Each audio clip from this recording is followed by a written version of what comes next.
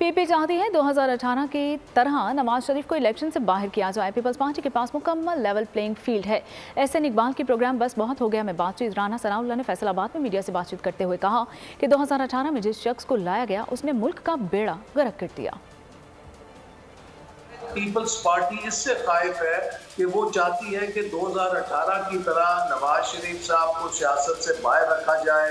मुस्लिम league नून जो है वो पूरी ताकत के साथ इलेक्शन में हिस्सा ना ले सके। तो मैं पीपल्स पार्टी के गिला को समझने से कासिर हूँ। उनके पास तो मुकम्मल लेवल प्लेइंग फील्ड है। उनके जो लीडर साहिबान हैं वो अपने जलसे कर रहे हैं। पीपल्स पार्टी के दौर में कोई इंफ्रास्ट्रक्चर नहीं आया, पीटीआई के दौर में कोई इंफ्रास्ट्रक्चर नहीं आया।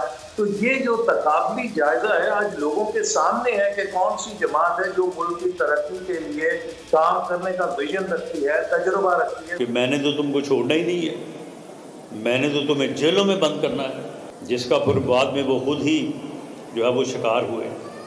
पीटीआई एक सियासी जमात उन्होंने बनाई थी, लेकिन उनके लीडर ने उनको ऐसे काम पे लगा दिया कि 9 मई के एहतजाज में उन्होंने वो रेड लाइन क्रॉस की। ऐसा करने वाले को जो है वो तो फिर सज़ा मिलेगी। जो है वो फिर जिसको लाया गया उसने आके इस मुल्क की मौशियत का बेड़ा गर्क किया। उस आदमी ने आके यानी तरीक़ाकार ये रखा कि जी मैं किसी को छोड़ूंगा नहीं, मैं उसको भी नहीं छोड़ूंगा, मैं उसको भी नहीं छोड़ूंगा।